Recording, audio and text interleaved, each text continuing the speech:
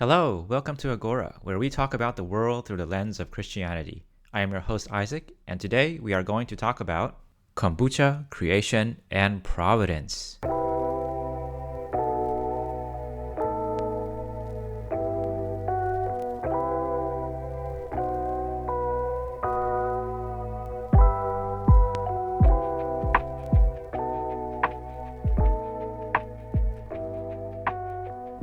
So today I decided to do an episode in English, and I originally wanted to do a different topic, but today I came down with the stomach bug, so that pretty much messed up the rest of my plans for today. So there's that.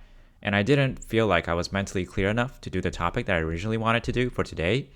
So why did I choose this kombucha, creation, and providence? Well, basically kombucha, I'm going to talk about nutrition. So as I was taking my vitamins and getting my kombucha out of the fridge to pour a cup for myself, for those who don't know what kombucha is, basically it is a fermented drink, kind of like a fermented tea, that has been touted to have several health benefits, including slimming one's figure, strengthening the immune system, which is what I really need now. I'm not sure if it's like vitamin C, where experimentally the benefits only come if you take the vitamin before you get sick instead of after. It increases the amount of low-density lipoprotein cholesterol, or LDL cholesterol, and lowers the amount of high-density or HDL cholesterol. So some of the benefits, the other benefits that it is said to come with, I take with a grain of salt, so such as boosting your gut system, fighting cancer, helping with detoxification. Maybe they actually do help, but the experiments don't seem to be conclusive. And I will admit my hesitation comes with a bit of skepticism towards nutritionists, as whatever nutrition is actually absorbed in the body and caused by the body clinically usually is up for debate because the mechanisms are complex in its digestion, whether it'll go straight to the bloodstream and maintain its original molecular form to its intended target, etc. And that is why clinical drug trials will always remain a thing. They will always be casting some doubt on the claims of companies who market health products. There are also some tried and true ways of self-treatment during a disease, such as drinking more water, getting more rest, elevating body temperature, unless your body has already done that pretty efficiently for you and is kind of going overboard, so you get a fever and you would want to scale the temperature back down a bit, and taking your vitamins and taking drugs that have already been tested repeatedly. So those are a lot of ideas that have been drilled into our heads since childhood. So I took kombucha. I thought it was kind of probably it was effective. I don't know, but I'm just going to give it a shot. It's my first time anyway. I have friends who've taken kombucha, so it's kind of an experiment for me. I myself am kind of a biohacker, so every once in a while I experiment with nutritional supplements, whether they are supplements or a bit higher on the spectrum, so bordering on the level of drugs but not yet placed there by the FDA. Since if they do, there will be a lot of legal implications, how to sell it, how they should be expected, and other stuff. But I don't shy away from some of the novel stuff either. But I realized as I was getting my vitamins that my vitamins have become sort of a matter of fact for me. There's nothing interesting about vitamins. What you see is what you get, and the effects are well documented.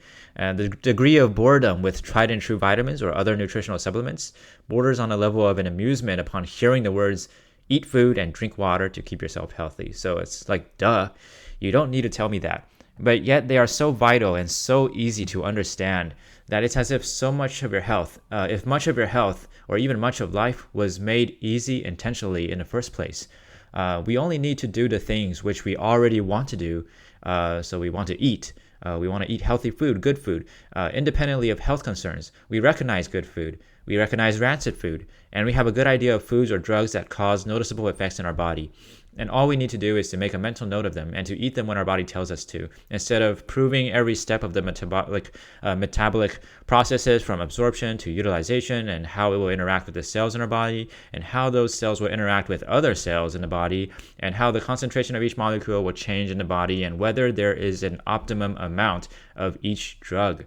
So, of course, this information is partially out there, but there is no need to understand all these processes to that level of precision to reap the benefits. And so you would wonder, why is the world constructed or designed, we're doing like creation language here, designed in such a way that much of life is natural and easy?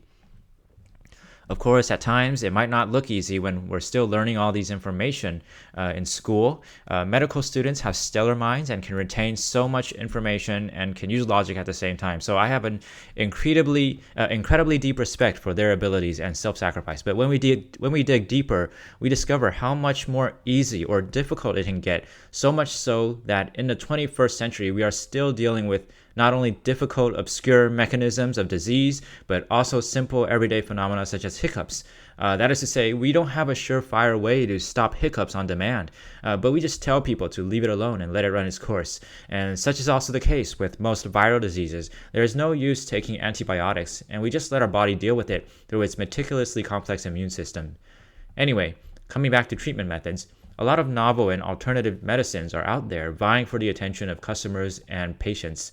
And one can easily understand the allure of those alternative medicines, as they seem to promise something that traditional tried and true methods cannot give. They seem to be the secret knowledge that gives the patient an edge over the other patients.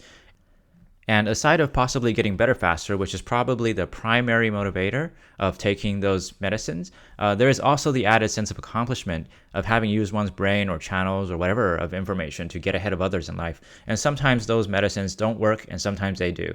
Caffeine is one of the most famous and legal drugs that people, including students, employees, and government officials, use to achieve a higher level of performance. But what caffeine essentially is to the brain is a copycat, as this structure is similar to the structure of another molecule called adenosine, which binds to the adenosine A1 receptor to create that drowsy feeling in your head.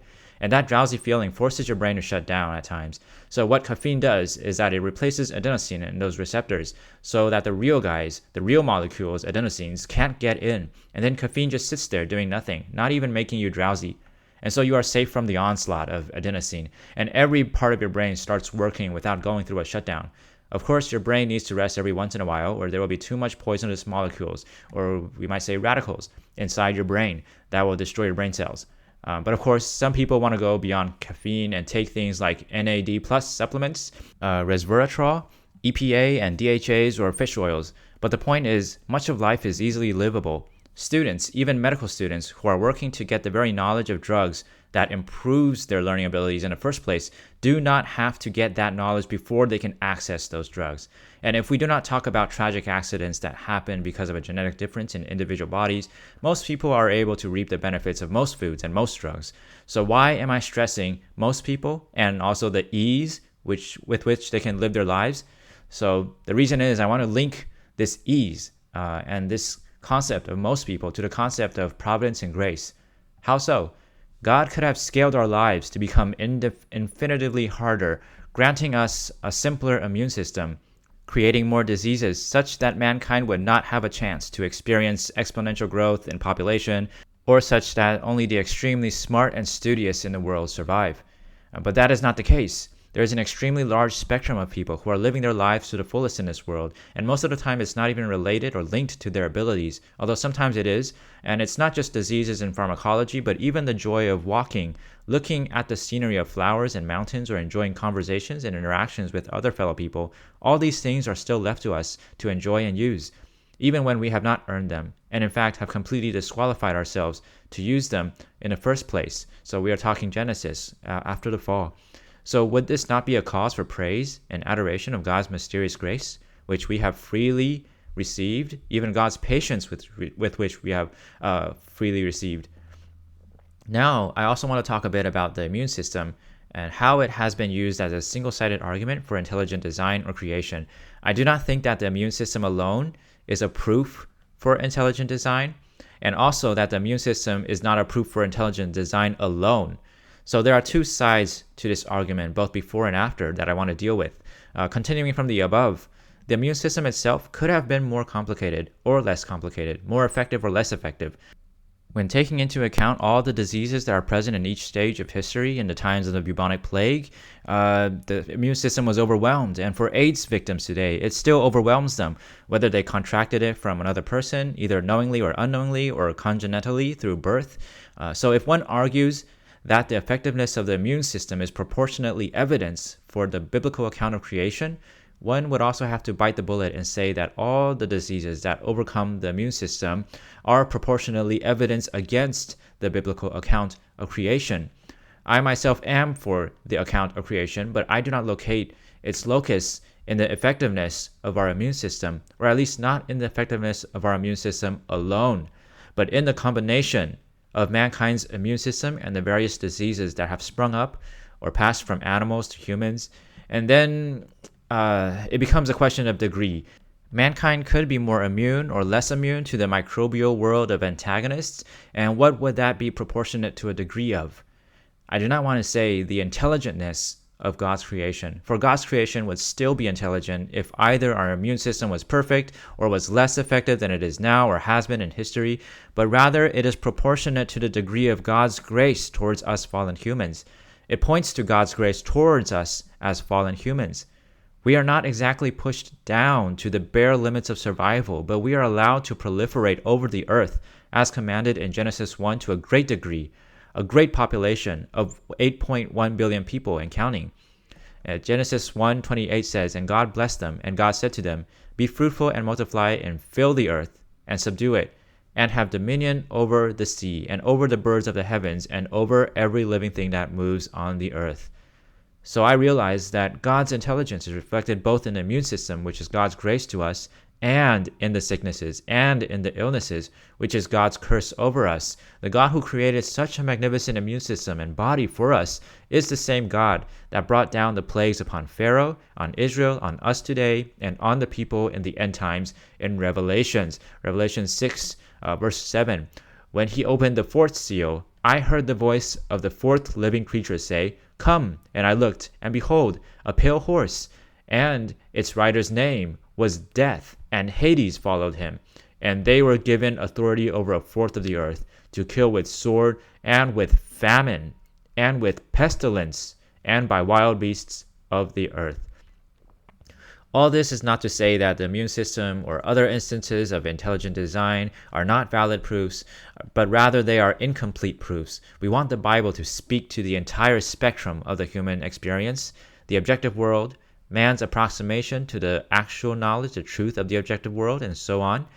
So what I am suggesting here is just a more complete view and trying to eliminate any common loopholes in our explanations and our apologia to the world. And then a word to unbelievers. The sheer complexity of the world militates against any intuition that the world might have sprung from a non-structured, chaotic mass of molecules or whatever particles you have at the beginning of the universe, or whatever forces you have in the beginning of the universe. And although you might have some argument, such as the argument of Boltzmann's brain to save you, so it's a thermodynamic argument where given that the world must have an increasing entropy, there might be a small pocket in that universe that is in a low entropy, while the rest are in a very high entropy to compensate for that drop in entropy. And that could be a brain that understands the whole world. And that is given as a kind of like a simple, the simplest explanation for a person or any consciousness who is conscious of the world as it is now. But of course, you might take that seriously if you're a philosopher, but if you think it seriously as a common man, you might think it's ridiculous.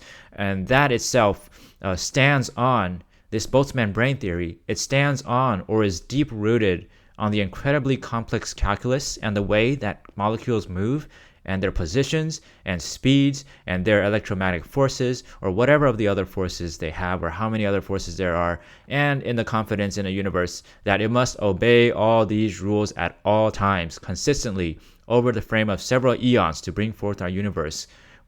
Which is to say, the band-aid of the theory that the universe sprung from chaos, this evolutionistic theory, is just an indefinitely stretching pad of time. That band-aid is a stretching pad of time, which means if something doesn't work, give it a few more million years. And with each million years that you add to your evolutionistic theories, you try to extend the darkness of the black box of that theory and snuff out that light of order, the miracle that there is something instead of nothing, and that something is quite something.